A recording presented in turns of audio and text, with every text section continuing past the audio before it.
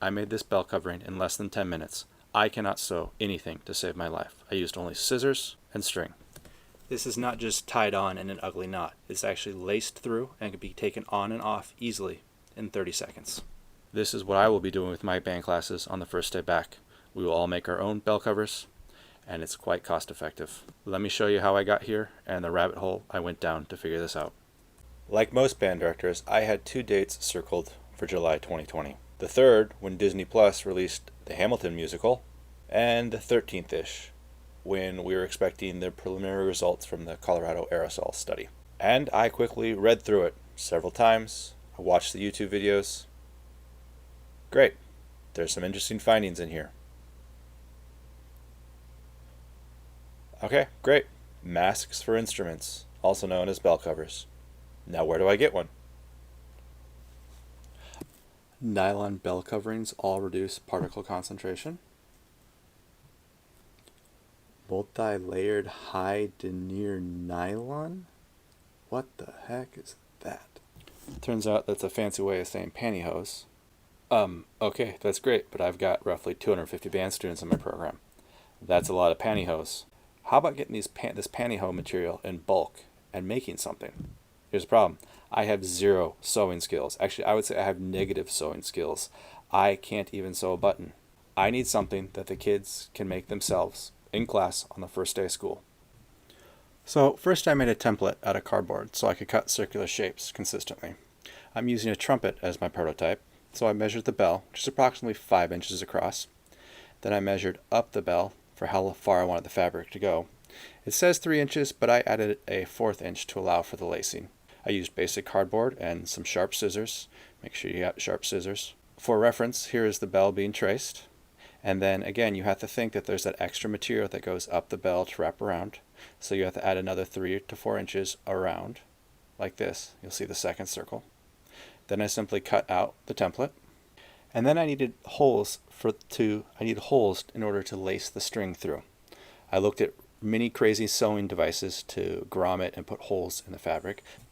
The simplest thing was just to cut 2 little angles like this and make a rough hole.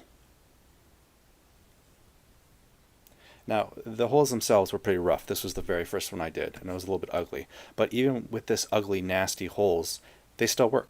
I originally tried 4 holes, but that wasn't enough.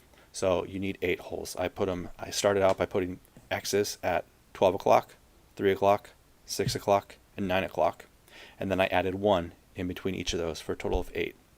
All the holes are set back from the edge about 1 inch, so that there's something to lace onto. I used a shoelace, but I plan to use just twine or string in my actual classroom. So hopefully this is a simple process. Alright, now let's talk about the material.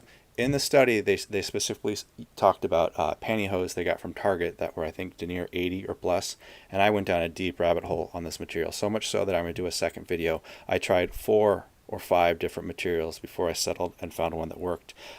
Here's a hint. If you're planning on using a shower cap or plastic, it doesn't work. I tried a Ziploc bag and it puffs. It actually only plays for about 10 seconds and the back pressure is so awful you cannot play. It's just not going to work. So the material I settled on was about 80% nylon and some spandex. It was used in dance clothes. It was about $12 a yard. It was more expensive than most other it was a little bit pricey for fabric, but it definitely held up. It allowed the instrument to play and breathe, and it was by far the best material.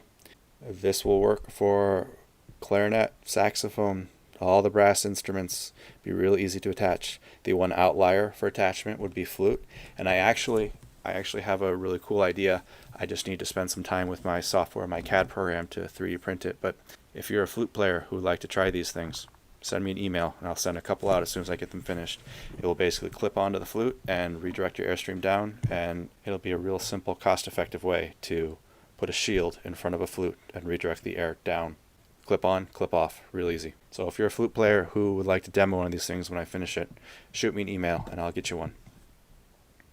The next video will be about my deep dive down the fabric rabbit hole and figuring out what fabric was best for this and how I came to that conclusion and what other materials I tried. I sound tested a bunch of them. Some materials were waterproof and seemed like they would be great, but then when it came to playing, they muffled the sound way too much. So if that's something that interests you, follow along, subscribe, do something so you'll see when the next video comes out. Hopefully this is useful for somebody else. This is not a foolproof guaranteed way to stop COVID or the pandemic. This is not a conversation about should schools open or should schools not open. I'm in a situation where my school plans to open and I want to be as safe as possible, so that's going to involve bell covers based on what I read in the study. So I have to figure out a way to get those to my students in a cost-effective way.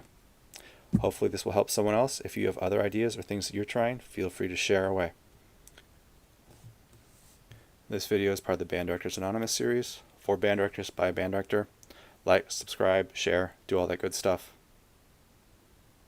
Thanks. Bye.